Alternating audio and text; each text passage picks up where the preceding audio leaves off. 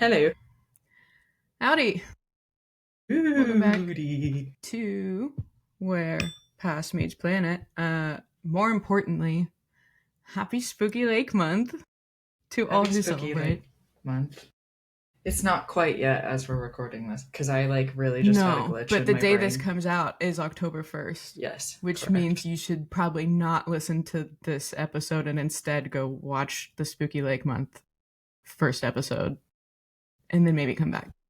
Both can be done in one day. I would argue that takes precedent. I'll be more interested. Personally. Grand. It is the best month of the year.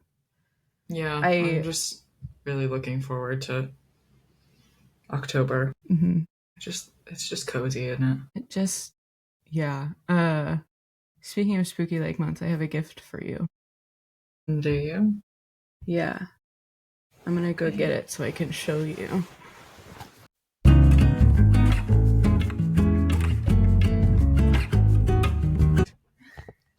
Are you ready? Or did I accidentally flash it on the camera when I was trying to sit down? I did see it, but that's okay. I did see it, but it's all right. It's a Spooky Lake coloring book. Yay. I'm so excited because I haven't colored in like a few months now. It feels like a distinctly winter activity, so I'm excited. So good. There's a giant, this is what I'm most excited to work on. I won't spoil it for you, but there's a giant pull-out poster coloring page. Wow. Yeah. That's crazy. It's like a whole, I don't want to ruin it for you. Unless you want to see it. I mean, yeah, I obviously want to see it, but like, Toby is I haven't really quite figured out how I want to ship this to you yet. I don't know if I can get it on the... Wow. Okay, yeah, I can't really see. Oh my god, is it a globe? Oh, it's a map. Yeah, it's Spooky Lakes of the World. Wow. And they're all in there. Wow, that's very cool. It's much more detailed than a lot of the coloring pages I've done, so this is going to be interesting. That's going to be so fun. Once it gets to you one day. Yeah, well, in 2 to 4 business years, we'll see. Yeah. The Spanish customs is like the worst as far as like some is packages. It even worth shipping it to you, or should I just wait until we come visit you guys? The fact that it's like small, but I also don't want you to have to wait that long. I was gonna say, so this gift I have to wait a year and a half for. Do you know what I realized? What? I have a Christmas gift I never finished. It was for Macy. Yeah, that's not surprising. No offense. I mean that tracks. I had made it for her, and then it broke while it was drying because it was clay, obviously. Mm-hmm. And I found it on my craft cart recently and realized I just never went back and remade it. So sorry, Macy. You'll get it eventually. Sorry, I'm not going to say what it is. Of the pod, Macy. Yeah, the unofficial. Macy's the mascot of the podcast. She was a Razorback mascot, so she has experience. Was she really? Yeah, I don't remember which one. I'm 99% sure I'm not lying right now. Okay, well, I'll take those odds. Macy, weigh in whenever you get a chance. 98.89% sure I'm not lying. Sorry, I'm feeling my lymph nodes. But also, I don't know if I'm allowed to divulge that information. Our mascot's secret. Maybe I'll ask her if I can. No, they're not. Throw this in there. Okay. My room. She talks about it. Why would mascots be secret, Katie? I don't know. To keep the magic alive. as if it's a secret society. No, I had my roommate my freshman year. Her boyfriend, now husband, was a mascot as well, and he told people regularly. I think I would make a good mascot. I did get to put on in high school. My mom got a new mascot costume for our school. Well, the PTA did, but I think my mom. I was going to say your mom somehow alone. She ended up with it, and it came to our house, and so I got to put it on, and I got to be Eddie the Eagle. It felt really good. It also came in on my birthday, so I got it was like a birthday gift that I didn't get to keep and didn't necessarily ask for, but I got to put it on, and that was cool. My fidget today is a screwdriver, so. Oh, really good. Okay. Try not to poke your eye out. Thanks. Well, last time it was magnets, and I could hear them clicking the entire time while editing, and I feel bad about that.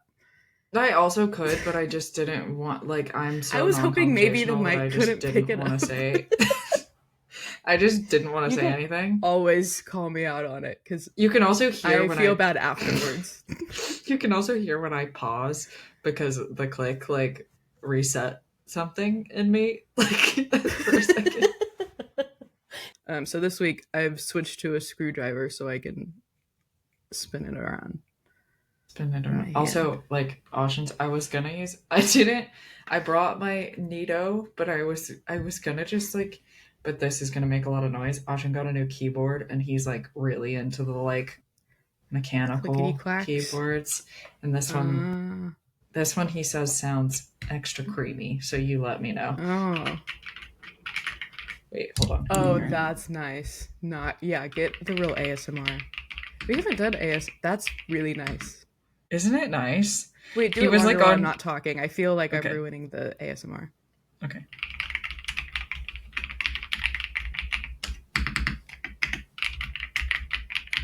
That's a creamy keyboard.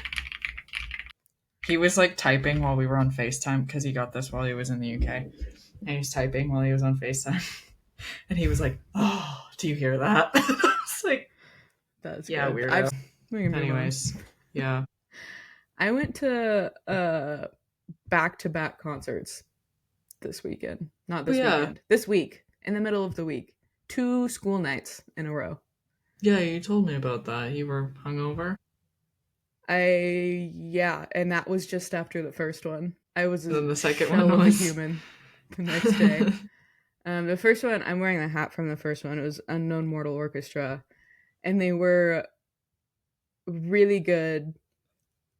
But at some point I was just like, couldn't tell when one song, they're pretty groovy. It's more instrumental than words, I would say. Yeah.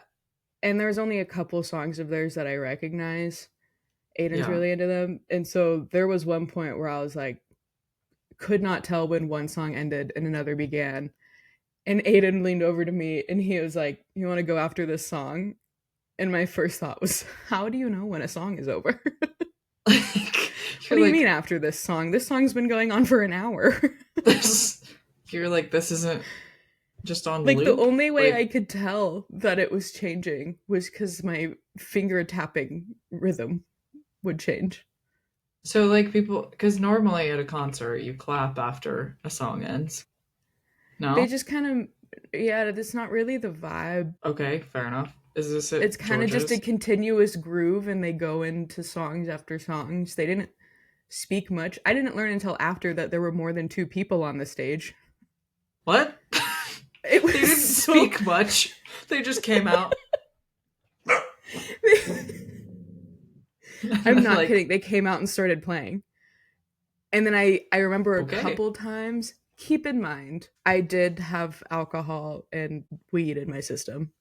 Okay. But fair. Still, you would think you would notice if someone was talking. Yeah. But and there were a couple times that they would, like, have a couple comments, but it was mostly just going into other songs. And so they sang the one that I really liked.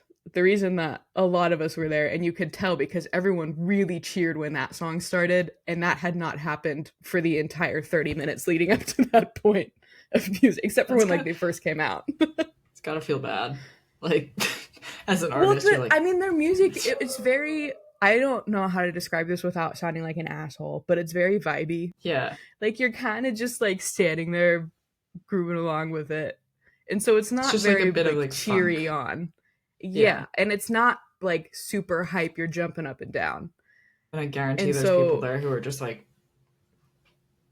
Oh, yeah. And that's always the best to see, because you're like, you are just in the music right now. I love those people. But after the song that I really knew came on, I just mentally fell asleep. Mm-hmm. Which says nothing on the band. It has everything to do with... It was, like, 11 o'clock. On a Wednesday. On a Wednesday. I had missed the Survivor premiere, which, again, willingly did, but also was a little bit resentful. Yeah. That I was missing the premiere. Either way, it was fun. And then the next night was, have you met our friend Win? He has red hair.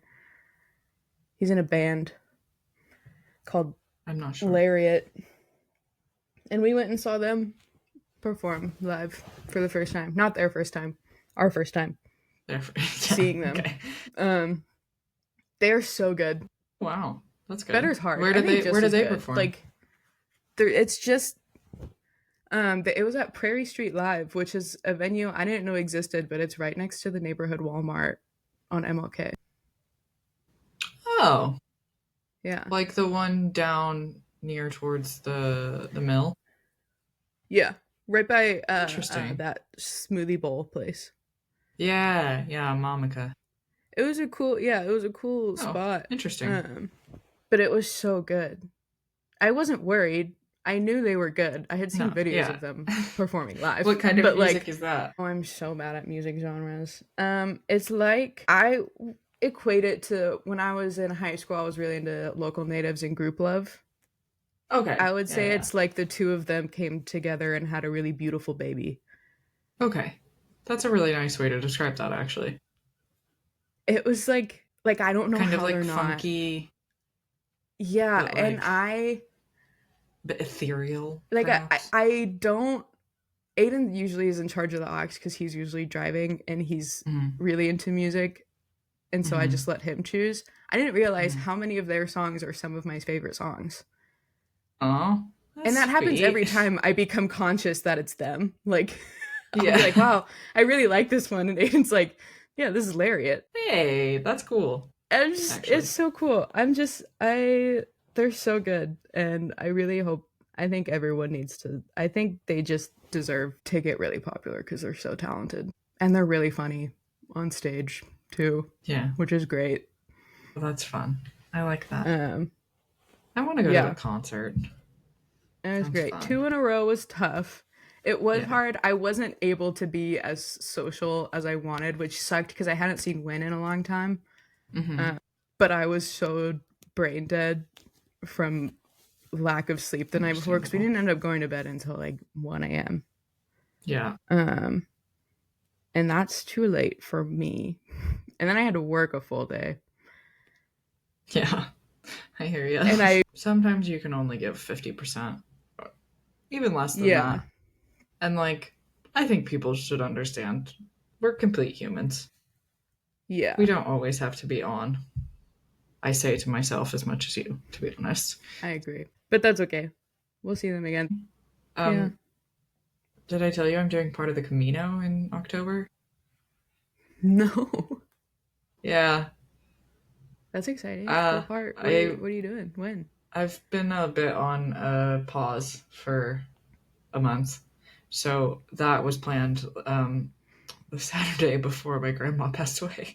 So I just have not thought about it since. And now I'm having to do the leg workouts to do it, and it's tough. Anyways, that's not important. What's important is that we're flying to Porto in Portugal, and we're gonna do part of the Portuguese Camino. So we'll probably, our goal is, and saying this publicly makes me a little scared, but my goal is to do 15 miles a day for 3 days, and then we will, if we do that, then we'll end up in Vigo, which is in Spain. So we'll cross into northern Spain over 3 days. That's so cool. And then you can just take the train back down to Portugal, or to Porto, and then we'll stay in Porto for a day, and then we'll go home. So that sounds so fun.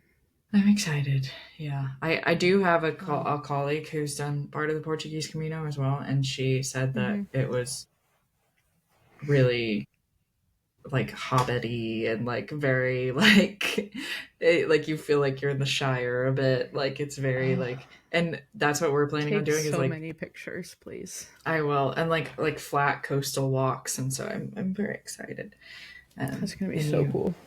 yeah, I'm looking forward to it. Although right now my legs and my butt hurt bad, so I haven't been able to What is it? run. So like the Camino, do you camp or you stay at places like You stay at places. along the way? So Okay.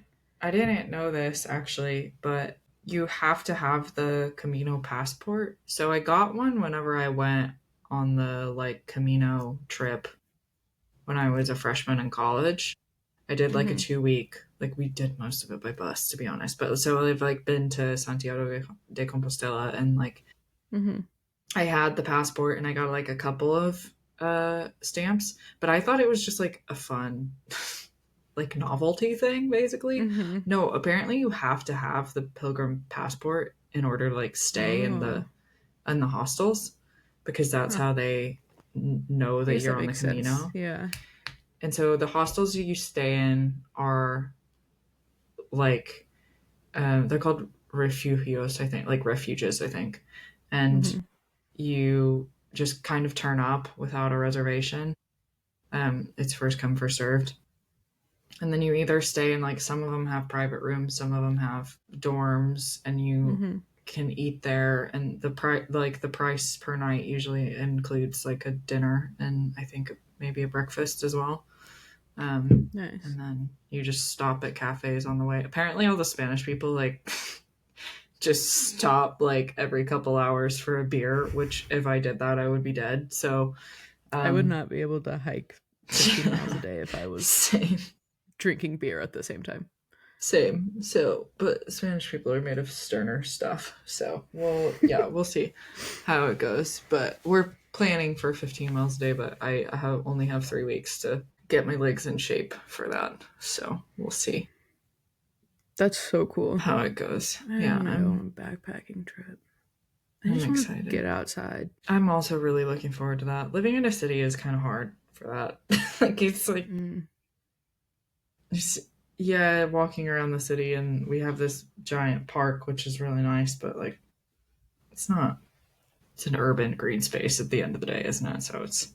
Oh, I'm also chopping off all my hair. Sorry. Oh. I'm tired. I'm tired of this shit. I like can't deal with my hair. You can't even accurately see how long it is. So it's long. Wow. And I can't deal with the fact that it gets like matted if I don't put it in a braid at night, and it gets stuck in everything and it weighs a lot and it's just generally incredibly annoying. So I'm gonna chop it like there, I think. Ooh, wow. Good, like half a foot. Yeah. Yeah. And then I'm also going back to brown. So the next time you see me, I will be brown headed and short haired. Wow. Yeah. You dyed your hair brown 4 years ago. Right? Mm-hmm. Yeah. Yeah. Yeah, I think I want to go back to something like that. Like the sort of mid. It was brunette. kind of, yeah. Not the second one. I like that. The second one was really dark, I think. In order to avoid looking like the palest person alive, I need some sort of balance. I loved the really dark. It is really pop. It's very pretty, but at the same time, like we're going into winter, and I don't want to look like a wraith. So there's that. Like, what is a wraith? I don't know. I imagine it's kind of like the thing in The Ring. Like, what does a wraith look like? Hold on. I thought it was like a angry female spirit, but like pale and a ghost-like image of someone, especially see. Oh, so like the girl. So from I was Ring. right. Yeah, I was right then. You okay? Why is like there a Dementor? Cars? Huh? I see car as an option. Rolls Royce. Did I? Well, Wraith is also a D&D character or drag monster. I would know about that. I play D&D. If you don't know. Yeah, you throw the dice, as they say. I dungeon those dragons. Oh God, no. Yeah, no, I was wrong. You're right. I was looking at the whatever character that was that has like the dark hair and pale skin and yeah, I'm picturing like the girl from The Ring. Anyways, so sorry, you were saying something as soon as I decided to jump in with that. Yeah, I don't remember what it was. We're going camping the first weekend of November. I'm speaking it into existence. Very good. Maybe some squirrels. Or a raccoon. Sleeping ground sounds like a nightmare to me, but it's, you know, I'm glamping. I can afford to go. I will stay in basically a hotel. I appreciate it. I am not against glamping by any means. I just love I don't know that we have a lot of, like, if you want to get I want to be so far away from other human beings, and there's not really glamping options for that. No, that's true, unless you BYO tent on ground or hammock. I do have an underquilt now for my hammock, so maybe we'll do that. Except we'll have Toby. I'm not about to attempt a hammock sleep with Toby. He would be the worst hammock sleeper in the world. That truly sounds awful for all of us. We've tried putting him in a hammock before, and it was not great. I can't imagine that he would feel stable or good in that. No. Yeah.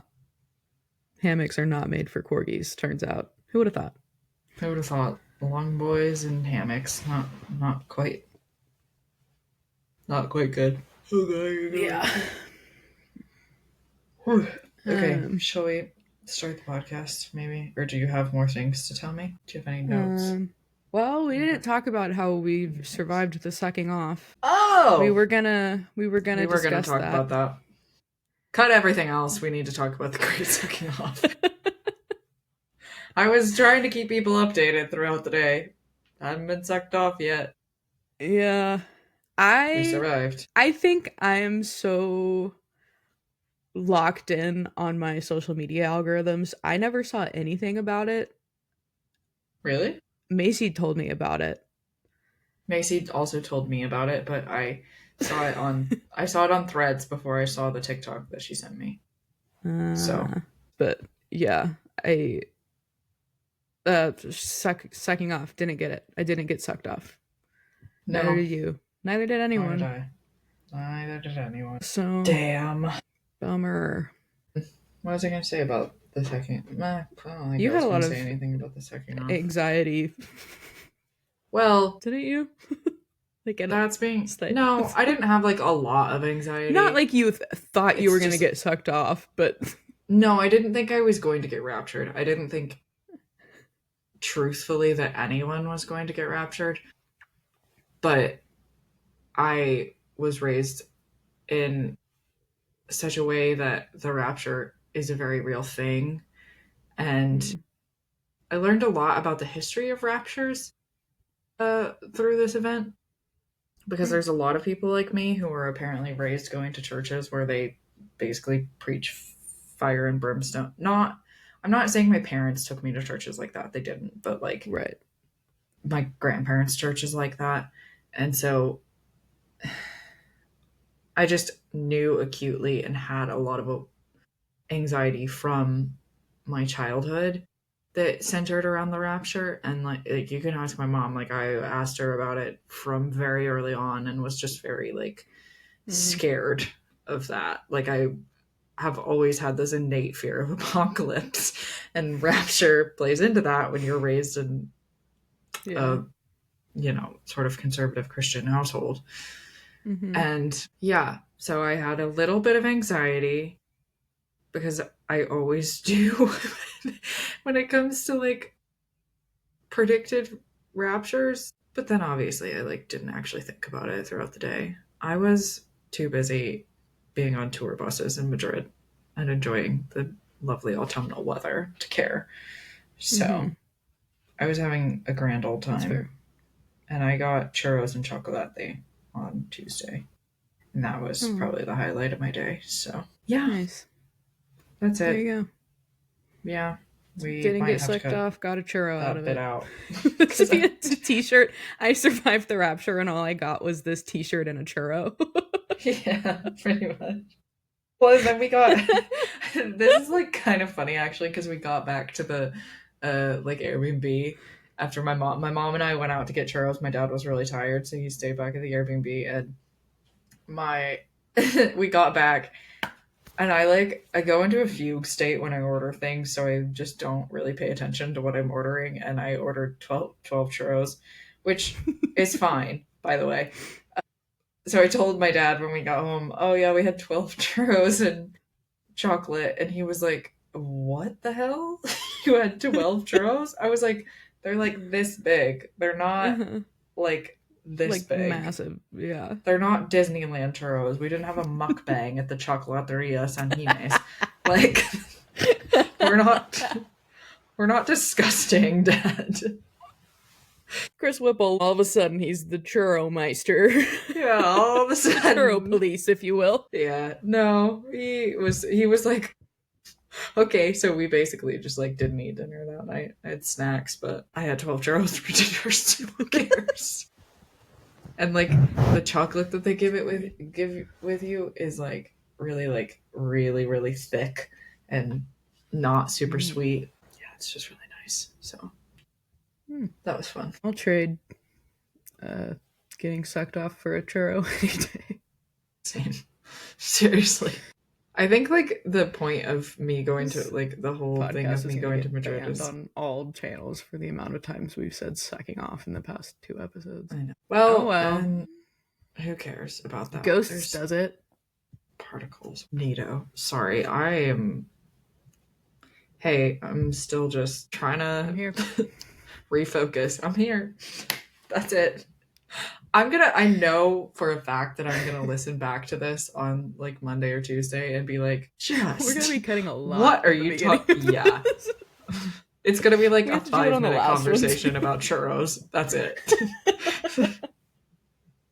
Oh well, let's get into it. Everyone's like, oh, that was quick. It's because the rest of it is me being like, I need to have my hair off. Losing my mind. Anyways. I don't even remember what all we've talked about in the last 45 I don't minutes. either, to be honest with you. I need a day to not leave the house so bad. So badly. That's the rest of today for me. The second I get off of here, I'm going downstairs and plopping myself in front of Animal Crossing, and I am just gonna, I guess, go do labor, but via virtual world. You're gonna do labor. I'm working on my fossil excavation site, and I decided to expand my avenue of baobabs, and so it's just like a lot. It's under construction right now. Yeah. I also need to figure out what to do with my farm because I moved my house, but then I didn't play for 3 months, and so I forgot what my strategy was. But I remember I had gotten really excited about my strategy, like what I was going to do, and so I got to figure that out again. There's really just the island is in chaos. The island is in chaos. So before my villagers start a mutiny, I need to get some shit under control there. Naomi, that villager can get fucked. She will not leave. Don't even get me started. Anywho, okay. Yeah. I will. Yeah. Okay. Anywho, let's start the episode. Now let's talk about sinkholes. Sinkholes? Spooky. Sinkholes are spooky as hell, and we're gonna talk about it. Hell yeah. Yeah. Spooky Month, Episode 1, Sinkholes. Yay. I was promised 3% fact, 97% crazy stories. Yeah, and I almost ruined that last night because I kept finding things to deep dive into, and I now have like 3 other episodes planned because I had to stop it. I had fully taken notes for this episode. I was just like, I'm going to refresh it, do some fact checking, look at my pronunciations because I never do that. And I can tell you there's one that I didn't look up that I'm going to have to in the middle of this, but I just think like it's very interesting because for this podcast, I don't feel that I feel like you have a certain like academic pressure. And I'm like, let me tell you a fantastical story. Because if you get something wrong in science, you get eaten alive for it. So I'm terrified of accidentally spreading misinformation. Hey, guess what the most subjective subject in school, well, probably besides English, is history. So yeah. So I put way too much pressure on it. Anywho, we're gonna talk about sinkholes. So a sinkhole is exactly what it sounds like. It's a depression or a hole that forms in the ground as a result of weathering of certain types of rock by groundwater, typically. Always, typically. Sometimes there's like a underwater river that just opens it up. Anywho, sinkholes are found in karst areas, which is where the bedrock is very easily dissolved by water. So like salt beds and salt domes and limestone and sandstone and gypsum. Yeah. So in general, what happens is the water seeps down in through the ground, and then it slowly dissolves that bedrock, goes down through the soil, starts dissolving the bedrock, and that starts opening up more. And when water can get in there easily, it erodes even faster. So then you'll get a void of rockless space in the ground. So then the soil starts going down after it. And depending on a few factors, there's different types of sinkholes. So dissolution or solution sinkholes, I've heard it referred to both ways, and I don't know which one's right. They sound like opposites to me. But yeah. Yeah, they do. I don't know. I don't know. Take your pick. Anyhow, take your pick. So dissolution or solution sinkholes, it basically water seeps into fractures. It might not have much surface coverage or any surface coverage at all. It could just be exposed bedrock. And so the bedrock starts dissolving and then a depression forms. And once like a crack is formed, the water is going to concentrate in that spot. And so it's just going to keep eroding away. And you'll get a little depression. And then it'll probably fill with water because water moves pretty slowly through the ground. So you get a lot of ponds and wetlands about it, from it. Sorry. What? I was like, we were both quiet for like a 10-second period.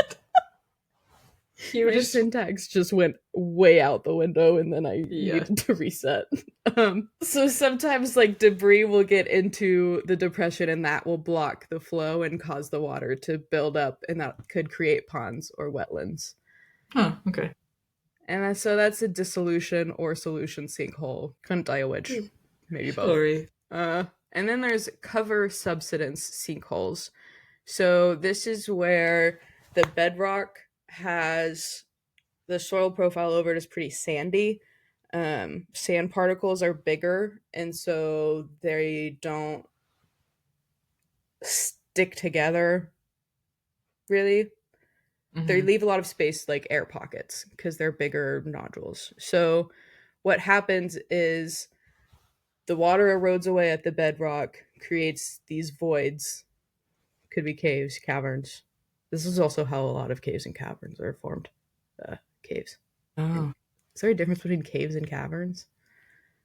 I still don't know some things. You're asking the wrong person. So a void, we're just going to say void, but you can picture it as big or as small as you want. Okay. So this also creates just a surface depression. The sand kind of falls down into the hole created from the water eroding away the bedrock and kind of starts filling that void. And as it falls down, the ground just goes down with it. It kind of just forms like hills and valleys, if that makes sense. But imagine the hills are where regular ground is. It's just a bunch of depressions in the ground. Is this how? No. Is this I feel like I'm describing this so poorly. I think similarly, but different. Okay. Yes and no, I would say. That works. Can be. Sure can be. Could be. Final answer. You're like magic 8-balling me. Maybe. Could be. Ask again Possibly. later. Ask again later. Anyway, cover subsidence sinkholes. It's a more sandy soil, so it's easier for the soil to just kind of fall down into fill the void created by what falls into the hole. And so that also creates depressions. And these are slow processes. The spooky ones that we're going to be talking about today are cover collapse sinkholes. So these happen very abruptly. These are the ones that just like out of nowhere, there's a hole in the ground. On the daily and this happens when there's really clayey soils over the bedrock. You know what I'm talking about? You've seen videos, surely. On Daily Dose of Internet, there's usually like at least one sinkhole video per video of his, like, where they're like, it's usually in China for whatever reason, and it's like they're driving over the road, and then the car just like China or Florida. It's one of the two. There's a lot of Florida is also sinkhole alley. So yeah, cover collapse sinkholes happen when the soil on top of the bedrock is very clayey, and clay is the smallest particle size you can get with soil. So they fit together really well, don't leave a lot of air pockets, sticks together pretty well. So in this situation, what happens is there's bedrock, soil, and then like a hole down here from water eroding, and like a fracture or source that the water comes from, outside of just percolating through the stone. But so soil starts to fall into this void, but it doesn't, because it's still pretty strong together, it almost forms like a arch. Familiar? You familiar with the arch? Happens in soil too, turns out. Gateway to the West, you mean? The gateway to the West. The Jefferson Memorial National Monument, perhaps. Yes, that one. But imagine it with soil. So like a dome forms, and the soil. Those are usually strong, aren't they? Like arch, like. So that's why it stays. So instead of a column following the soil like it does for cover subsidence sinkholes where it's sandy, so it just kind of fills it in naturally afterwards. The clay sticks together, and so it just creates like a void on top of the void, basically. The clay's like, and then you get boom. Yeah. Hey, I don't know why it's so unsettling, but it is. You know what I mean? It is when you see one of those happen, and because it's like you also really don't scary. like you don't know. Well, there are some warning signs. There can be warning signs, but like the big ones, that just happens. Know. Yeah. So sinkholes can also be human induced. Like if you're pumping a lot of groundwater for agriculture, it lowers the water table and loss of support for the ground, and it can the ground collapses. In the ground, really good words today. Really good. Construction, like you said, building roads and stuff, adds pressure onto the ground. They changed the drainage, the way that water drains, because it can't really it just messes with nature because you're putting man-made stuff over it, which is just, I mean, that happens. Building tunnels underground, literally 2-3 days ago, on the 24th, I think, so like a week ago when this comes out, but a train tunnel caused a massive sinkhole in Bangkok. Really? 160 feet deep. Yeah, so it was due to the engineers that explained it on TikTok to me. You read said that it was due to, I read an article, so that it was due to construction of an underground train station. So you have the ground and everything's been built up above it. There's all these buildings and infrastructure above it, and then you put a hole through it, and now it can no longer be supported. And so it just it was like a man-made cover collapse situation. They created their own void above the void. In a way, it's probably a bad way of explaining it. No, I think that makes sense.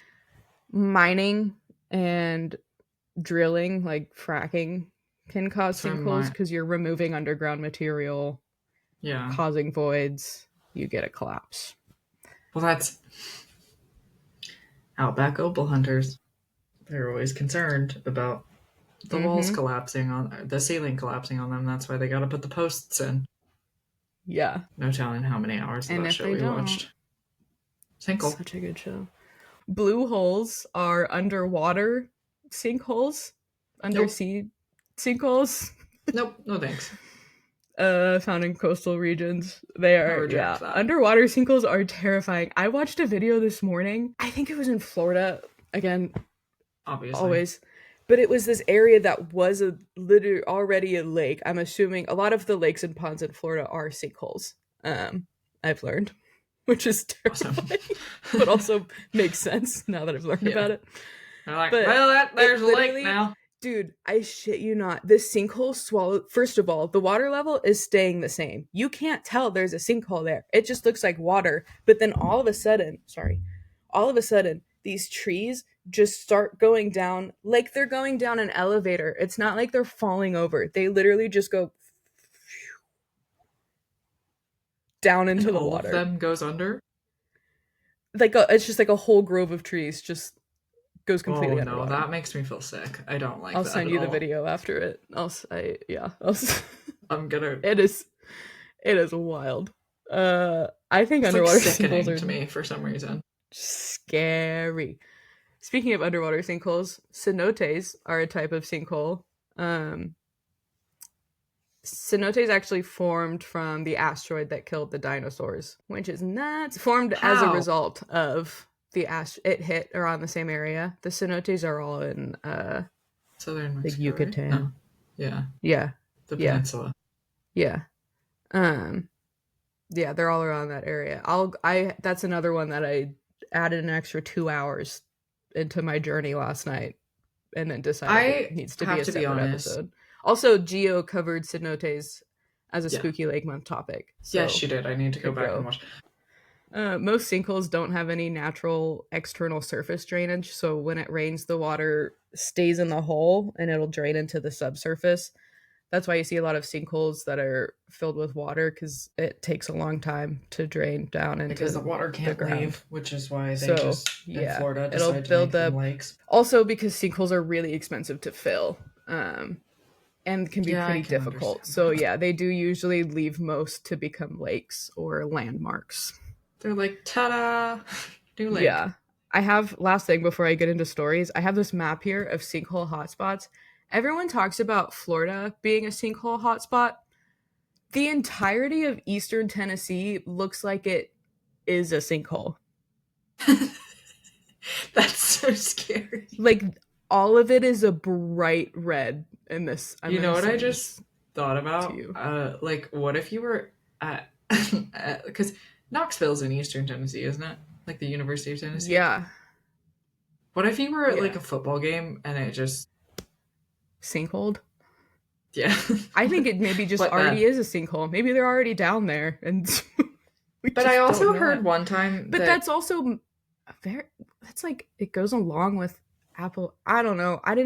I say that no one talks about it, and then I did no research into it. I just said, wow, that's a lot of red on that map. Hey, sorry, the St. Louis area is also deeply red. Not all of it. What? It just Jefferson County? That's weird. Also Idaho. Yeah. So caves can form from like the same or similar sinkholes caves can be some caves can be sinkholes, but not all sinkholes are caves. Is that what you're trying to say? Not all caves are not all caves are sinkholes. Some cave entrances are sinkholes. Thank you. Yeah. I practiced this. I practiced this last night, and then I slept and forgot it. That's fair. Yeah. Some entrances to caves are formed via sinkhole, but not all caves have sinkholes. The end. Got it. And that's all about sinkholes. Just kidding. Now I get to talk about the fun stuff. Oh, I zoomed in way too far. Okay, Spooky sinkhole stories. So, I guess they're not all stories. It's also just like different sinkholes. So the world's deepest sinkhole is called the Heavenly Pit. It is also called the Shaozhai Tian Kang. It's in China. It is 2,172 feet deep, or 662 meters. Sorry? And it's a double nested sinkhole. So it is like a bigger crater, and then you see a smaller crater inside of it, sort of. It just looks like 2 layers, if that double makes sense. Terrifying. Good. Yeah. And it has a whole, like, a lot of sinkholes have entirely different ecosystems inside of them than what's in the surrounding landscape. Isn't that cool? That's There's a whole other world in there. I have seen things that look, it kind of looks like Middle Earth a bit. Mm-hmm. Hey, that's crazy. I don't think they know how old it is. Oh my god, you can go all the way down. I did a lot of surface level sinkhole research for this because I had a lot. I started just watching. There an elevator? Surely not, but maybe. I don't know. Anyways, sorry. I'm gonna have to watch a YouTube video about this thing. Why is that man jumping into it? Is he like wingsuiting it, or does he have a parachute? No. Like a free jump thing? Or he's just jumping into it? Where is this man? What in the... Oh, yeah, maybe he does have a parachute. Still. What the hell's wrong with people? So that's the world's deepest sinkhole. Okay. Good. The world's deepest blue hole was actually just... So, before 2024, the deepest blue hole on record was the Dragon Hole, also called the Eye of the South China Sea. And it is 987 feet deep. A blue hole is the water sinkhole in the ocean. Yeah. Okay. Yeah. Deep sinkholes under the sea. Oh, good. The first word after Dragon Hole on Google is deaths. Yeah. So the Dragon Hole was the deepest at 987 feet. And then in 2024, new measurements were taken of the Tom Jaw Blue Hole, which is located in Mexico. And it extends at least 1,380 feet, or 420 meters below sea level. They haven't reached the bottom yet. That's not, like, the bottom. That's just their newest measurements. So it's officially deeper than the Dragon Hole. I'm so sorry. Watching there's a picture of this person diving into the sinkhole. Mm-hmm. Oh my god. It looks like the crater that formed from the Bikini Atoll, the Castle Bravo crater. Oh my god, I hate it. I'm literally... I have to... Ain't that crazy? Yeah, I have to click out of it. I can't look at it anymore. Yeah. It genuinely, there's some primal fear in me that awakens whenever I see sinkholes. Not the China one, the Heavenly Pit one's kind of cool, but continue. Apologies. I'm on the part where I have to look up the pronunciation of this word. Okay. Speaking of pronunciations, did I call them subsidence or subsidence? Because it's subsidence, but I learned last night I've been pronouncing that wrong. I don't know. I've been saying subsidence when referring to subsidence. Hey, I don't think that's a common enough word that anyone's gonna call you on that pronunciation. Gotta be real. Never heard that word in my life. You're overthinking it. Cool. Never heard that word in my life. I think you'll be okay. I'll stop now. Okay. Everything's fine. So that's the deepest blue hole. Berezniki, Russia, is a sinkhole in Russia. The city of Berezniki is in the Ural Mountains. It started as a labor camp that was built over several Soviet-era potash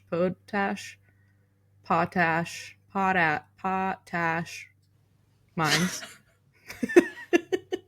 Yeah.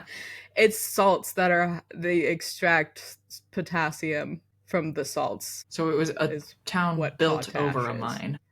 A town, it was, a labor they were mining the potash. They were also built on top of it. Really good idea, guys. And so extracting the salts destabilized the land and led to collapses of everything. The largest pit in this town is called the Grandfather, and it opened in July of 2007 and is estimated to be 780 feet or 238 meters deep. It actually started in 2006. A freshwater spring started flowing into the mine below the city, like 750 to 1,500 feet below the surface. And that dissolved the supporting pillars that they had, which were just salt pillars. So very dissolvable. You know how in opal miners they at least use like hardwood? They just said, we'll just leave some pillars of salt. Holy crap, so the city just came crashing down. Yeah, if you look at pictures of it, there's one that looks like a building sitting in the middle of a pond. That's a sinkhole. Or in the middle of a lake. Sorry, it's big. What? Yeah. Isn't that crazy? The Russians just weren't huge on health and safety, are they? Oh my god, I hate it. Oh wow, that's so scary. Okay. Yeah. It's a great example of a human caused. I mean, a sinkhole would have formed there eventually just due to the way that it is. If it hadn't already, I'm sure they had smaller sinkholes. I mean, salt dissolves so easily. I just saw a headline that says, "Search on for Pennsylvania grandma who may have fallen into sinkhole while looking for her cat." I'm not gonna laugh because I'm not a bad person. That's not funny at all. Silence for the lady looking for her cat. So there's a bulk of the rest of this are notes that I took while just watching videos of sinkholes caught on camera. Oh. It wasn't just like a fails videos type setup. They were explaining it. It was like stories of sinkholes that were caught on camera, if that makes sense. Okay, but some of these notes I just wrote like one line and didn't write anything else about it. Good. Most of them are for we'll see. You'll see. We'll see. So Florida is nicknamed Sinkhole Alley. It's built on a bunch of limestone. It exists on limestone. Florida spawned on a bunch of limestone. So most lakes and water features you see in Florida are sinkholes. There's about... Did not know that. I don't know when the video I was watching came out, but 12 insurance claims filed a day for sinkholes in Florida. In 1981, in Winter Park, Florida, an acre-wide sinkhole opened up and swallowed a home, several businesses, the community pool, and part of a Porsche dealership. So that was in 1981. In 1972, a local expert actually wrote a letter like warning everyone and saying that they're overdeveloping the area and using too much water. And then, sure enough, 1981 came around during a period of just record lows in the aquifer, and the sinkhole opened up. It grew over 40 feet wide by the next day, and there was a lady who's she said it sounded like giant beavers chewing as it devoured the land. Ain't that crazy? I've never heard a more horrifying description. Right? The sinkhole grew to be 320 feet wide, swallowed that lady's home, and was 90 feet deep. It is now full of water and nicknamed Lake Rose after the lady that watched it eat her house. Does that feel so morbid? Like, you just have to drive past a lake named after you and be like, yeah, that's my lake. My house is down there. It's still down there. Her house is just... Well, she got a really good insurance payment. That is horrible. I don't think anyone has... I think it's just... Because it's like acts of God. Luck. Yeah. I don't know. This next note just says 60-foot sinkhole in Kyle's yard. Next, 2013. Thanks, Kyle. Moving on. In 2013, sinkhole in Florida so it opened up under this house. It's a really sad story. this guy was in his house and he starts hearing his brother calling out for him, runs over to his room, and it's just a hole. And so, like, aerial views of this house, you can't tell there's a sinkhole under it. It just looks like the house maybe has some structural issues. You can see it's kind of like bowed a bit. But a sinkhole opened up under this house and swallowed this guy, and they never found him. And it was too dangerous to go get him. Oh my god, but he could hear him calling? He said he heard his brother calling for him. Oh. And couldn't figure out, like, he went over there and obviously saw the sinkhole, and they couldn't, like, he was just gone. Oh my god. Yeah, That's town so scary. Yeah. The town ended up purchasing that land and the land of a few houses around it just in case. The same sinkhole actually opened up twice. I think I don't know if it was twice total or 2 more times after that, but even after being filled in, they filled it with gravel. Yeah. The first time. And what I've seen a lot of is Florida continuing to fill sinkholes with gravel. I think it's the cheapest solution, but the gravel dissolved within 2 years and that formed another sinkhole. And so now it was just like a perfect circle in the ground because the house wasn't there anymore. Gravel and I don't know. All I have written here is that they filled it with gravel. I watched another video this morning and they were filling sinkholes with gravel and water. And I was like, water is what caused that. What caused this. Florida. Yeah. So yeah, most of the ground is made of limestone, and drought plus rainfall makes it pretty weak, and also the rising sea level. Groundwater is rising and Florida's just sinking anyway. So it sucks. Yeah.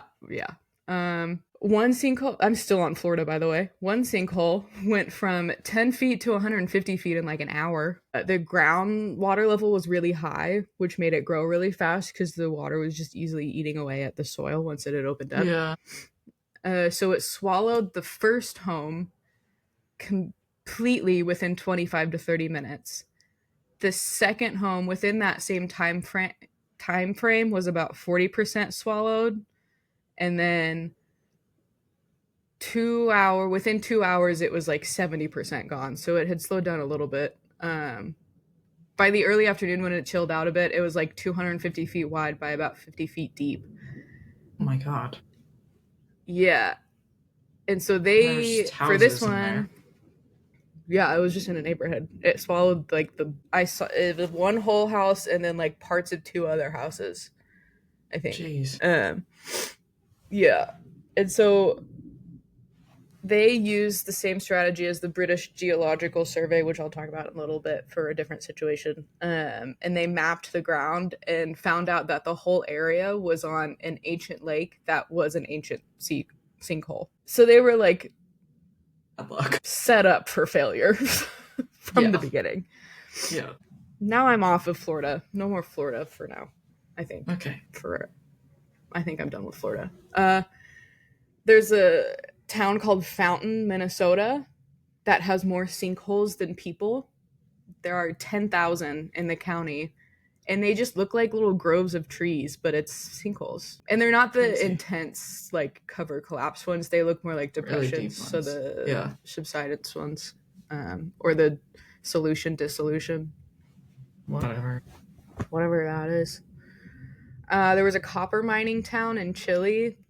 In 2002, it opened up about 80 feet wide when it first opened, but eventually it grew to be 200 feet wide and 656 feet deep.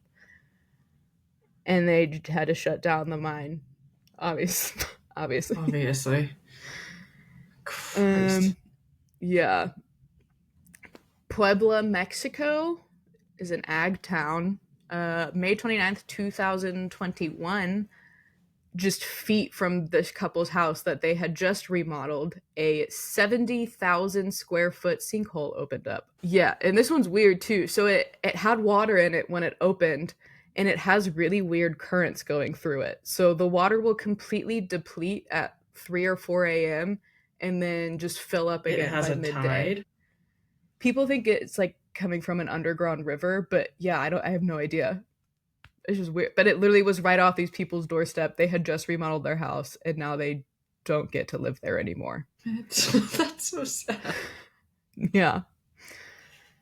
In San Salvador, which is the capital and largest city of El Salvador, there's about 2.4 million people in the metro area, which is about half the country's population. It's a pretty small country. In October 2019, a sinkhole opened up in the middle of the city about the size of a soccer field. And there were houses just kind of teetering on the edge of the area and sat on the brink of collapse for a few years. They obviously evacuated the houses. This one, I think, yeah, okay, this one does have some warning signs. So major rains came through one year, a few years after the sinkhole opened up, and caused huge collapses of the buildings that were just teetering on the edge. So they started noticing the problems in 2008 when the land was shifting from a bunch of construction. And then the land started shifting again in 2016. And then 2019, the collapse began. I think it's nuts when they're in urban areas because it's just a building and then a huge hole under it. Yeah. I'm trying to find the Spanish sinkholes now. I'm like, am I going to fall into a sinkhole? The answer is no. No, you're not. Turkey has this bit of a sinkhole problem. Sorry. In the Kana province, it's the largest state in Turkey, local farmers are worried the ground could just open up at any minute. It's so bad. Awesome. A lot of their sinkholes are perfectly round and over 100 feet deep, and they have over 2,000 sinkholes in that. So it just looks like a giant wormhole. Like, yeah, yes. Horrifying. And these are caused by kind of converging geological factors. So some of these sinkholes have existed for thousands of years, and others have formed as drought has lowered the water table levels. And also, like, intense amounts of farming irrigation have just drawn out the aquifers. Moving over to the UK now. Yeah, that's another one I'm concerned about. Yeah, in the town of Ripon in North Yorkshire. Did I pronounce Yorkshire correctly? Yes, you did. Thank God, I watched so many videos. It's a bit of a hot spot. So the video I was watching said just like Florida. I was like, do not do them dirty like that. Well, it's actually kind of worse than Florida in a way. That's mean to say. Ashin's sister lives in Yorkshire. Yeah, it's just like, don't comparing anything to Florida feels like an insult to me. But I just don't like Florida. So Ripon is a town built on gypsum bedrock, and gypsum dissolves about 1,000 times faster than limestone. It's very, very soft. Awesome. Florida is limestone. That's why I made that specific comparison. So this causes caverns, and then when it collapses, it's fast and sudden. So you get a lot of the big, what did I call them? Cover collapse. Cover collapse. It's not that deep. Yeah. So one morning, someone knocked on this lady's door, and she opened the door, and they said, "Hey, there's a hole in your backyard." And she went and looked out her back door and looked down, and just past the steps, there was a massive sinkhole. Horrifying. It swallowed up a few people's gardens. It was really interesting hearing them talk about it because the guy, another couple was out of town when it happened, but they said like their garden was gone. Their neighbor had a whole, like, she had all these plants. She had basically created a little wildlife sanctuary. And the sinkhole just swallowed it all up. Sad. Yeah. And the houses were fine. They were just still standing. It was just the gardens behind them. So these people stayed in the houses, I think, while they were working on it. So this is where the British Geological Survey came into play. So they measured the size and depth of the sinkhole to kind of make a game plan for how to fill it. And they did this with what's called a microgravity survey, which is a kind of a way of, it takes a sort of images of the subsurface to see what's going on inside.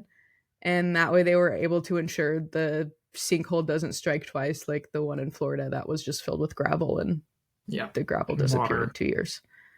So they filled back in the gardens. Those people are living in their houses, and people in the neighborhood were like, yeah, honestly, it was a massive improvement to the neighborhood. And they feel more secure now because that's cool. Know they've filled it in a way that will be strong. What did they fill it with? Did they say? I don't remember. I was just taking notes as I watched these videos, so none of them are much in depth. I just thought the microgravity survey was cool. I wanted to talk about that. Yeah, that is cool. There was everyone doesn't do that, but yeah. In Norwich, in the UK. I don't remember where in the UK Norwich is. I don't know where Norwich is either. Jim, a local double-decker bus driver, was driving around his bus one day when he felt the ground shift a little bit beneath him. And so he had everyone get off just in time for the back of the bus to fall deeper into this sinkhole that they had been caught in. It's on the coast, by the way. I just looked it up. It's on the southeastern coast. So Norwich has mostly chalky bedrock. Okay. They think what caused the sinkhole was that it was over a medieval chalk mine. Yeah. According to the BBC, did they mine chalk in medieval days? Well, I mean, they've always probably mined chalk for drawing. I had an epiphany with this. What if there was written language long before we thought, but it was chalk, so it just washed away? Think about that. But they probably knew that it would wash away if there was chalk, so that's why just decided to put it. Listen, it was 11 p.m. and I got excited last night. That's fair. Yeah. Great info. This sinkhole was caused by, it was above the chalk mine, but it also was caused by a rise in floods and longer periods of drought. So the soil would dry out, it floods, and then soil doesn't like that. Has a bit of a temperament. Yep. So the bust, I did spell it. Bust. The bus. The bus was hoisted out. Hoisted out and repaired, and Jim kept driving it. And he became very popular in Norwich. I'm glad he the story of Jim and his double-decker bus. Jim, he was like, this seems like maybe I shouldn't be looking up right now. Let's get you guys off here. A sinkhole in Kentucky opened up in a museum, and it swallowed 8 classic Chevrolet Corvettes and destroyed $1 million worth of collectible cars. But not the Corvettes. The museum doubled its visitors. I wrote, because more people are interested in sinkholes than cars. What can I say? Cars in a sinkhole? Double it. Yeah. Double the people. My next line just says horses. All right. After that, second to last section is what I have titled A Moment for the Devil, because when people don't understand something, they name it after the devil. Yeah, obviously. This is going to be a quick rapid fire. We have the Devil's Sinkhole in Texas, the Devil's Kitchen Sinkhole in Sedona, Arizona. The kitchen. The Devil's Punch Bowl in Mississippi, the Devil's Punch Bowl in Oregon, the Devil's Punch Bowl in California, the Devil's Punch Bowl Conservation Area in Canada, the Devil's Punch Bowl in England. Honorable mentions are Well of Hell in Yemen, which Geo covered in 2022. I watched that video today. That is catchy. Hellhole Cave, Hellhole Swallow, Hellhole Australia, Hell's Hole Cave and Sinkhole in Colorado, Hell's Gate Sinkhole in Belize, and Satan's Sinkhole in Texas. I wonder if my parents have seen the sinkhole in Belize. They've been to Belize. Probably. And if they saw That's any a lot sinkhole, of hell. it may have been named after the devil. A lot of devils, punch bowls. I personally am a fan of of the kitchen, the Devil's Kitchen. I didn't look further into that one. I should have. Like what? Was there a refrigerator? Or is it a stove? Did they see Satan cooking something? Did he have an apron on? I'm interested. My last fun little sinkhole story. Have you heard of a little, probably not widely heard of, story called Alice in Wonderland? Yeah, weird. I know, we're so indie. We're not like other girls. Not a lot of people know about Alice in Wonderland. So Alice falls into a rabbit hole in the story.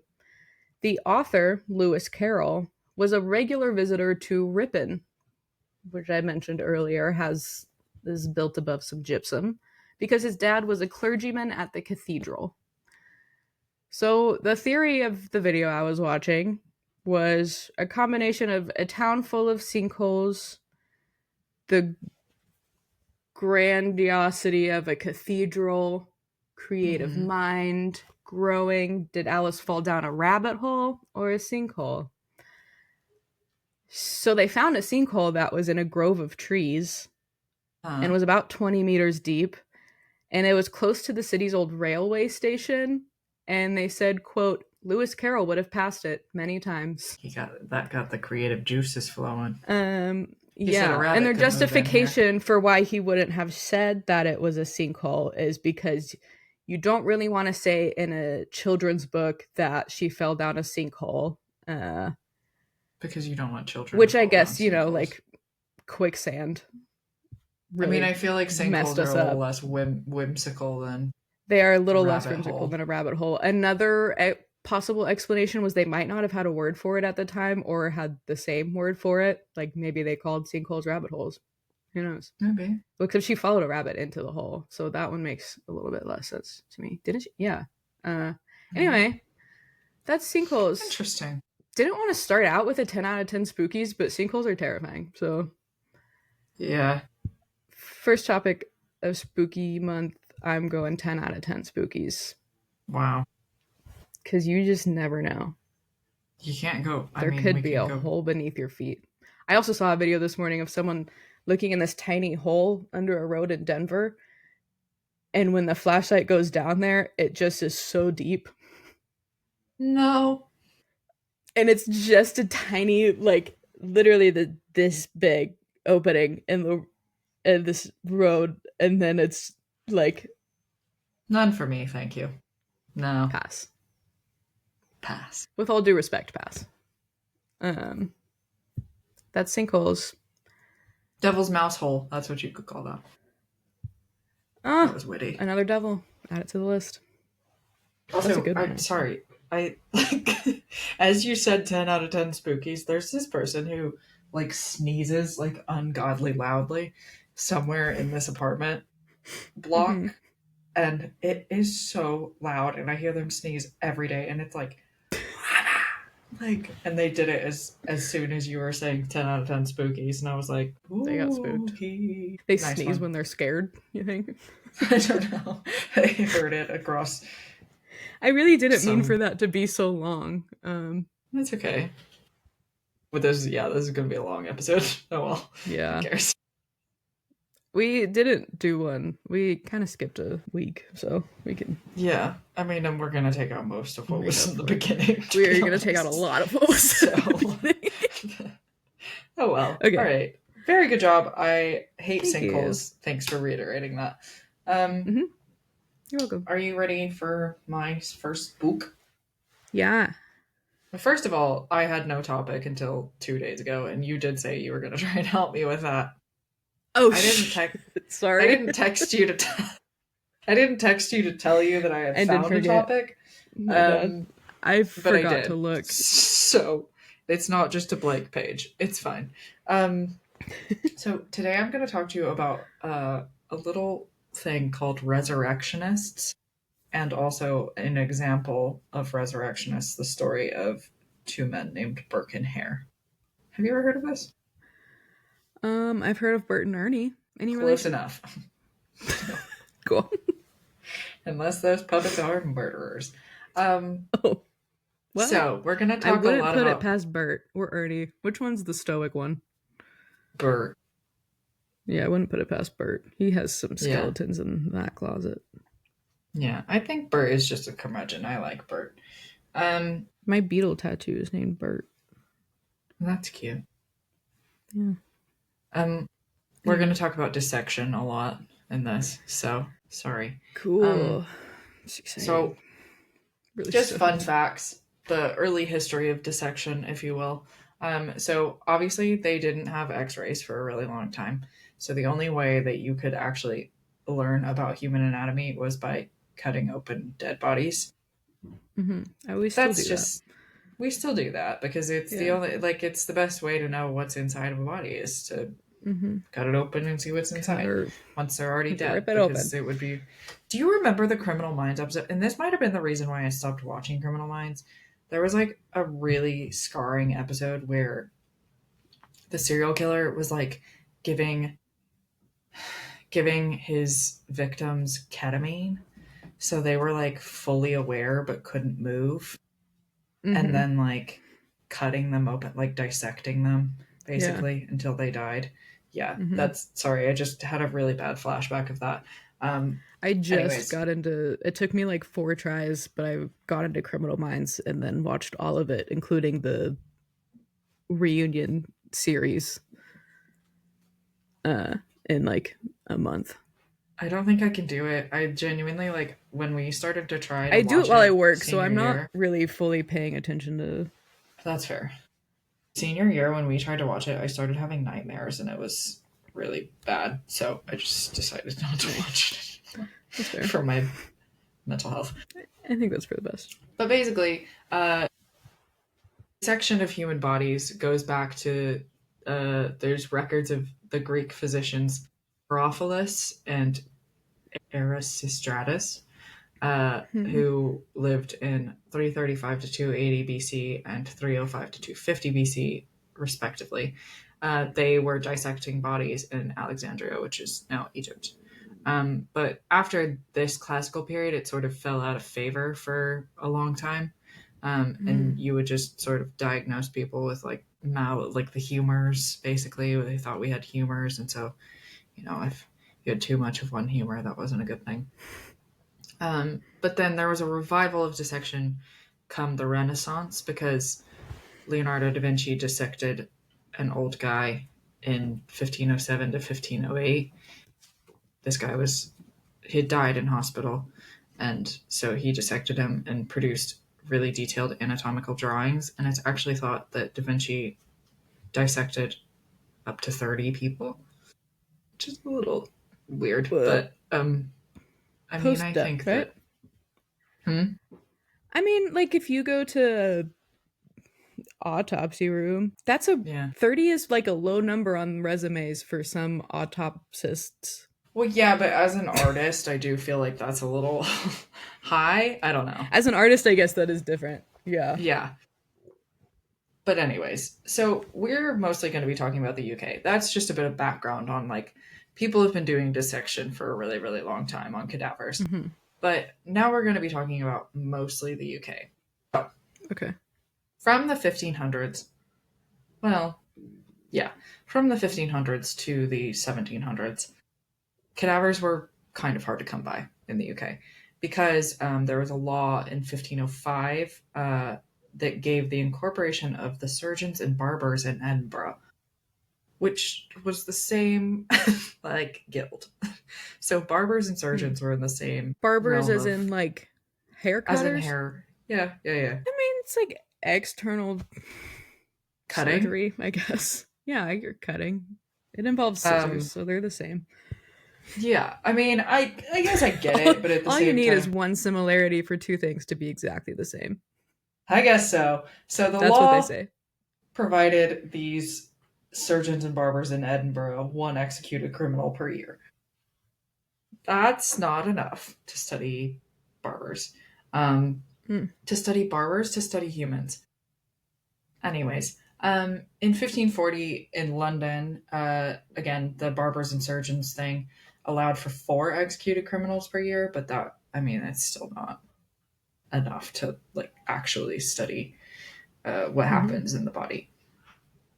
Until 1750, so these were kind of the law, sort of the way that the laws went until 1751, when the Murder Act was enacted in the UK, which required that convicted murderers were not to be buried but dissected or displayed in chains. Basically, if you were sentenced to death, you would be not given a Christian burial. And that was considered really bad at the time. Like, basically, people didn't like have donate. like organ donor options on their IDs. On their licenses. It wasn't a point of pride to put that you were an organ donor on your license. No, because they thought basically that like if you don't have a Christian burial, you're not going to heaven. So dissection was considered like an extra punishment after death, which for criminals, I guess they didn't really care. They found it fitting only for people who had committed death sentence crimes, basically. So that significantly bumped up the number of cadavers that were available, but not enough because there was more demand. So medical schools are expanding rapidly in the UK during the 1750s because this was kind of around the Enlightenment period, so everyone was getting really into science and anatomy and learning about the practical things of the world. And so medical schools start popping up, and you can have a private medical school, a public one. There's a lot of them. Executions were not meeting the supply for the demand, basically. So they were not executing enough people to supply the medical schools with. God forbid we let them live. Bodies. I know. God forbid. So in Scotland, this meant that there was 50 crimes that you could be sentenced to death for in Scotland. And between 1752 and 1800, only 43 criminals were dissected. Wait, between what years? 1752 and 1800. So 48 years. Only 43 criminals were dissected. Which I guess is good if there's not that many murderers. For the crime numbers, but like... But damn, that sucks for people that are into dissecting, you know? I mean, for surgeons. Learning about human bodies. Because then obviously it's a weird... They're integers into it. Like, it's a weird moral quandary, because it's like, yeah, I don't necessarily... And this is probably just me putting my, like, modern lens on it, but I don't necessarily agree with capital punishment, but then at the same time, it's kind of like, well, I don't want this surgeon to saw off my foot if it's not necessary. You know what I mean? Yeah, I see the justification for science. Yeah. But yeah, I also struggle with the death penalty existing. Yeah. England and Wales, like, I don't necessarily think we need that. I don't think we need the death penalty for science now. I guess. No, it's not. No, it's not worth it for science. Like, now, I don't think it is still necessary, but I see how it could have been useful then. Yeah. England and Wales had no problem with the death penalty because there was over 200 crimes that carried the death penalty in England and Wales at the time. So there was definitely... They weren't that harsh. Huh? Like, why do I feel like it didn't take much? No, I feel like it didn't take very much, obviously, because of over 200, like, I don't know. Yeah, what 200 crimes? Like, at one point, I mean, treason. List all of them right now. No. I'm not crazy. I like history, but I'm not insane. You don't have them memorized? No, but I know. Historian, name 3 death penalties from the 1500s. I know that, like, obviously murder... Forgot my years. 1700s. Murder, treason, was one that carried the death penalty. So treason against the crown carried the death penalty, which is why all those royals were executed. Yeah, I guess you do hear a lot about, like beheadings and shit. But you only were beheaded. Or was that a different time? No. I mean, yes. Like, I guess just in general, death was usually the solution for most things people deemed as bad. Yeah. I mean, I think it's the most permanent way without exiling someone, obviously. Yeah. But also beheading, fun fact. I have a lot of like fun ? Facts in this.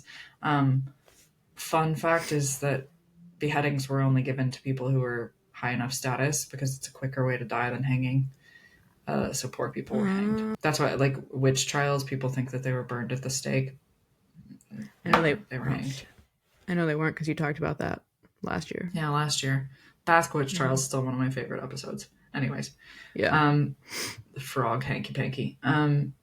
So so like obviously if there's 200 crimes that you could be executed for, the numbers were higher for the medical schools, but there was still not enough supply, which is wild. So the mismatch here led medical schools to pay really well for fresh corpses, and they didn't ask a lot of questions about where the corpses came from. Which leads us into our story. In comes these people called the Resurrectionists, which is a sick name. They were also known as... My brain is headed towards a gravedigger situation.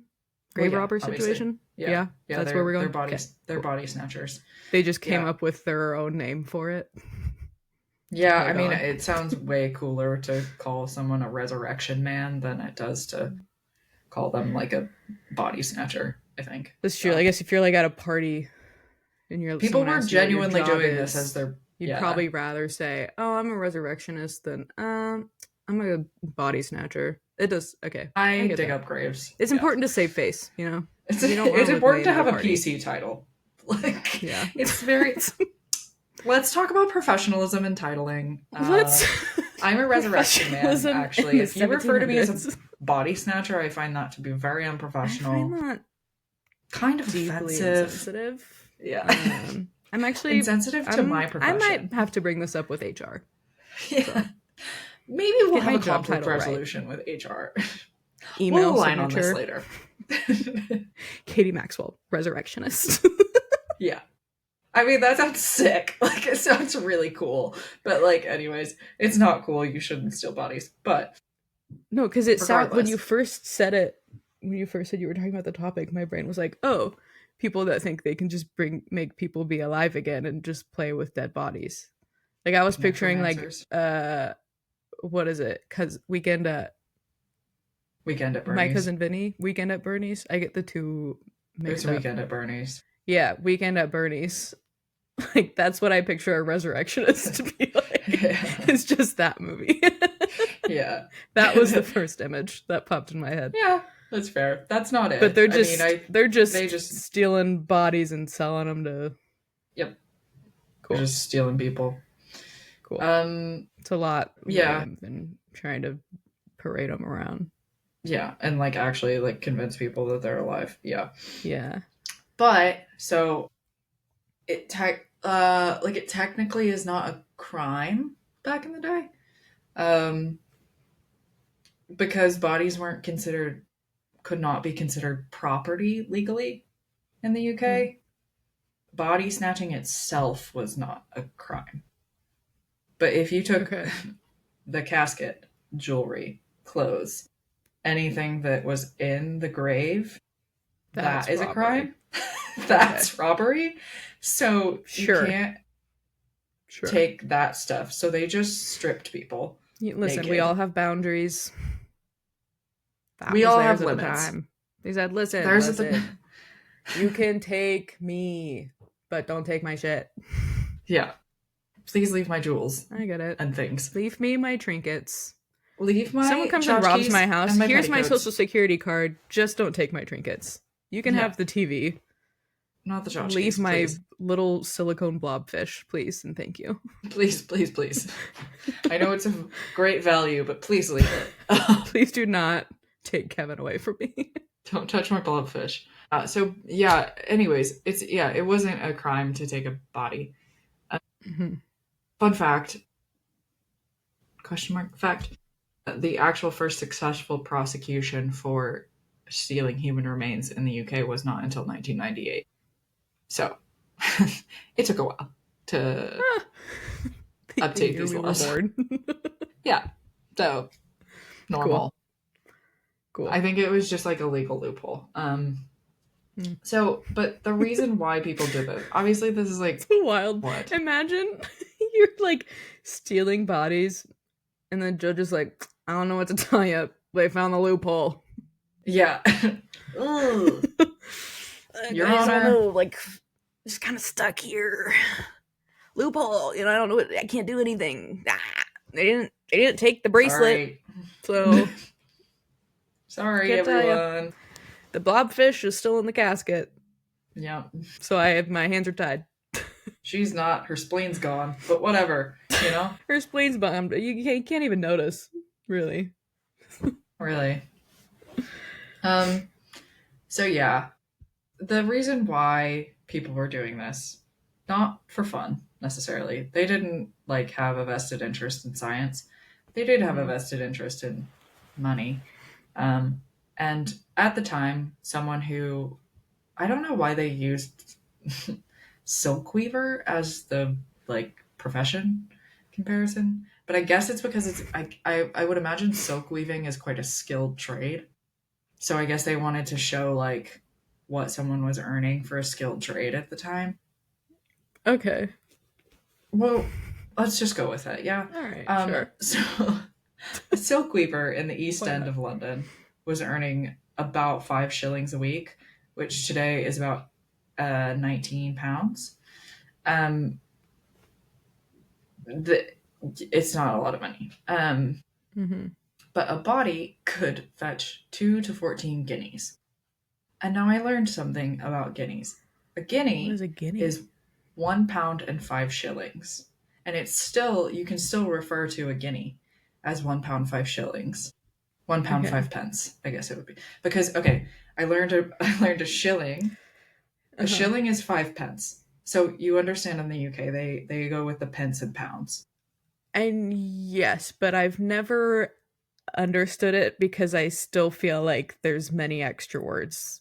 Yes. Used. Instead of dollars and cents, it's pounds and pence. 1 pence is just 1 pence. That's like a penny. They call them pennies. Okay. 5 pence is a shilling. Okay. So like a nickel. Like a dime. Nickel. A nickel. Yep. Nice one. So 5 pence is a shilling. I don't know if there's other ones, but a guinea is 1 pound 1 shilling. So 1 pound 5 pence. Yeah. They could fetch 2 to 14 guineas, so anywhere from 124 to so pence 4. is like a penny, shilling is 5 pence. Pence is a penny, a shilling is 5 pence, and a guinea is 1 pound and 5 pence, or 1 pound and 1 shilling. How much is a pound? Currently? Well, like what would that be the equivalent? I think a pound is 100 pence. It's the same thing as us. Okay, so like how $1 is 100 pennies. Yeah. A pound is like thing. Baseline. I gotcha. Okay, cool. Yeah. So 2 to 14 guineas per. Okay, that's a lot more. Body. Cool. 124. So today, body 124 business. Pounds to 498 pounds, or $166 to $668 today. So bodies were quite a bit getting more. The coin. Yeah, a little bit. It's more. Like drug dealing. Did they have that back then? Pretty much. Well, I don't know. They probably didn't care as much. They didn't have Ronald Reagan to ruin it for everyone. There wasn't a lot of laws. Well, I mean, I guess there were 200 crimes you could be executed for, so never mind. They had a lot of laws. That's a good point. Okay. Anyways, so we know a lot of things about this because I stumbled across a diary of a resurrectionist, and his name was Joseph Naples, and he detailed expenses for the Resurrectionists, the bribes that they had to make, which, so most expenses for Resurrectionists were just bribes and like shovels, I guess, and like paying bail for arrests. And he detailed the payments that were made to them and also detailed when they went to the pub, as you do. So a quote from this guy, I believe he's with the Royal College of Surgeons of England, named Martin Fido. The quote is just funny, so I'm going to read it. Of the 194 nights covered by Naples' diary, 124 were devoted to digging up and distributing bodies. Moonlight made resurrectionism impossible on 47, and only a week was lost to drunkenness. So, only 7 nights they were not able to go out because they were too schmammered, which is funny. Happens to the best of us. Happens to the best of us, Joe. That was quite funny. There were countermeasures. So some families tried to prevent their graves from being robbed. So in Scotland especially, there was these things called mort safes, which were giant iron cages that they built over fresh graves to try and make it harder for the grave to be dug up. And then there was also watchtowers to guard the cemeteries throughout the night, and churchyards throughout the night. So turns out grave robbing, kind of a sketchy profession, but then some people escalated it. Is it? Some people ruined the grave robbing for all of us. So when that happens, there's everyone always just one. Gets way too impatient, and then they have to make it worse for everybody. So some people started murdering people. Party poopers is what we call those in my neck of the woods. Précisément. Yeah. So some people started murdering people instead of waiting for natural deaths. So the most infamous of these murderers were William Burke and William Hare, which I'm going to just refer to them as Burke and Hare because they have the same name. So they were both from Northern Ireland, and they moved to Edinburgh to work on the Union Canal. I don't actually know what the Union Canal is, but their job title was a navvy, which was a navigator and someone who, I guess, worked on canals. I don't know what they did on the canal, but that's what that was. Nice. They met in a place called Tanner's Close, which is in the Westport area of Edinburgh. I don't know Edinburgh, so if you know Edinburgh, maybe you know where that is. I mean, yeah. You're back of my hand. I'm sure. I'm familiar. Yeah. Me and Edinburgh, we go way back. If there's one thing you need to know about me, it's that I know Edinburgh. Clan. Edinburgh. It sure is. Like this. Yeah. Yep. That's it. So they met because Burke was a lodger in Hare's wife's boarding house. And they became buddies. So eventually, they had a tenant who died. Well, Hare had a tenant who died. And his name was Old Donald. And he died. This is where I'm like, did they really know these people's names, or is this all bullshit, basically? Is this heading into Old MacDonald had a farm territory? It's not, because Old Donald kicked the bucket. So, yeah. E-I-E-I-O. Yeah, indeed. That's an insane thing to say. Sorry. It's okay. I'm really proud of that one, though. How the hell? We're 2.5 hours into this. Old Donald did not have a farm. He died with 4 pounds of rent owed. So he had a debt. Frickin' Donald. Which is today 271 pounds or $363 outstanding. Did they do the thing then that they do now where they just pass your debt down to your kids, or do they not have that in place? Because, I mean, I don't know. Who cares, right? What they did to Old Donald was sell him to the medical school. Aiden and I aren't going to have kids, so we can die with as much debt as we want. What are they going to do? Kill us? That's so exciting We're for dead. you guys. Sorry. I'm sure you're really looking forward to that. Kill us? Really looking forward to dying with debt. The American dream. Yeah. Yeah. Mm-hmm. So basically, instead of passing it to his children, or I don't know, there's no other information about old Donald, so I don't know if he had kids, whatever. Hare sold the body to Professor Robert Knox, who was he was running a private anatomy school in a place called Surgeons Square in Edinburgh. Okay. They were paid £7 and 10 shillings, which is a little overpriced if you ask me, but whatever.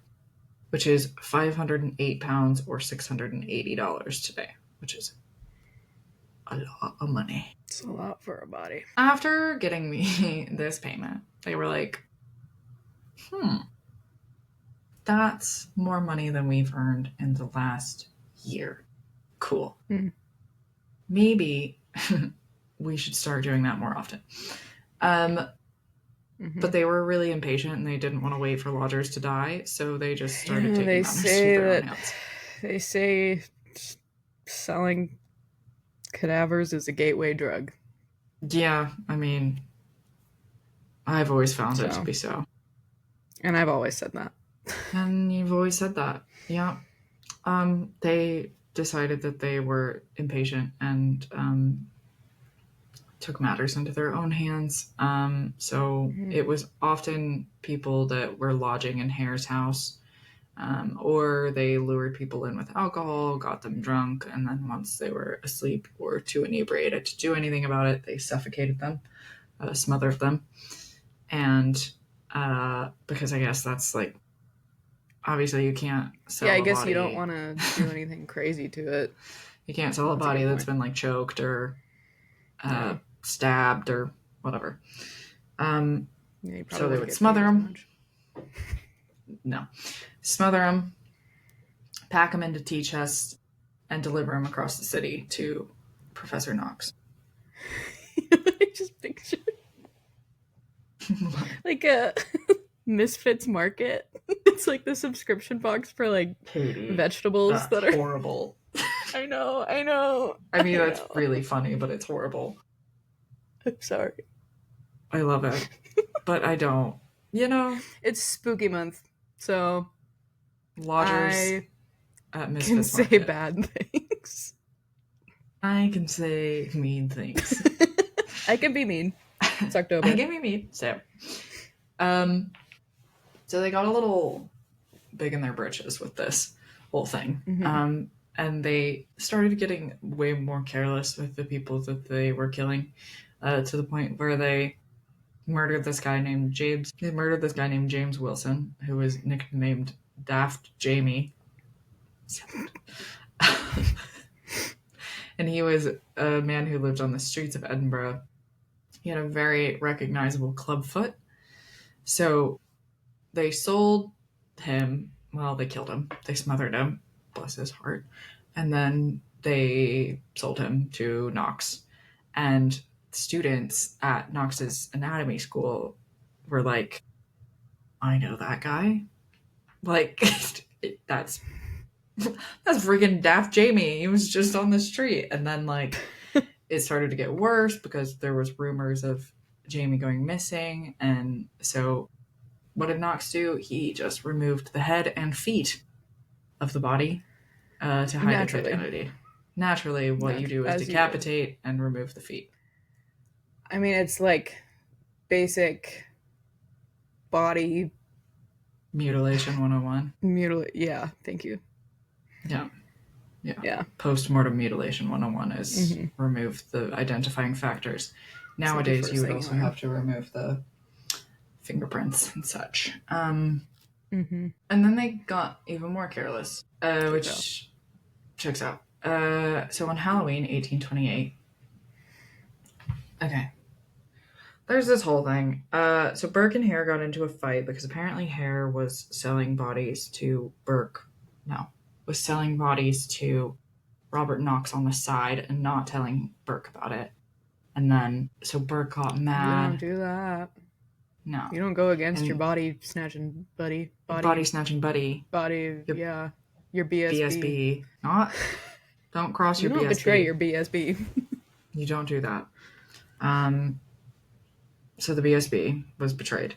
Burke said, I'm moving out, and I'm starting my own lodging house, and I'm going to start killing my own people. The band broke up, if you will. Well, then the band immediately got back together because they realized that they were making more money together. So they just started doing off again thing going on. Yeah, they started doing it in 2 different locations. So they found this woman named Marjorie Docherty. And Burke asked his other lodgers if they could leave for the night because there was a relative of his mother's that was coming to visit.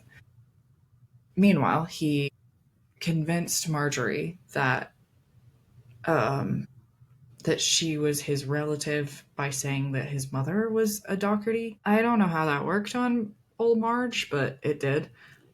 What is it? She was Docherty? Docherty is her last name. Did you say that? Oh, so he just said they're related. Yeah, he told her that they were related, and she fell for it for some reason. So that's normal lodgers. The original phishing scheme. I know. Hi, nice to meet you. We're related. Oh, okay. Did you not have the Nigerian prince on your? Yeah. Have you? Clearly, she had never heard of that one. No. Yeah. So old Marge got suckered and came in, and the lodgers, Burke's other lodgers, Anne and James Gray, reported during the evening seeing Burke, Hare, and their families drinking with Docherty, having a grand old time. But the next day, Anne and James came back to the house, and they wanted to get their stuff. Basically, like, she wanted to get to her stockings that had been on this certain bed, and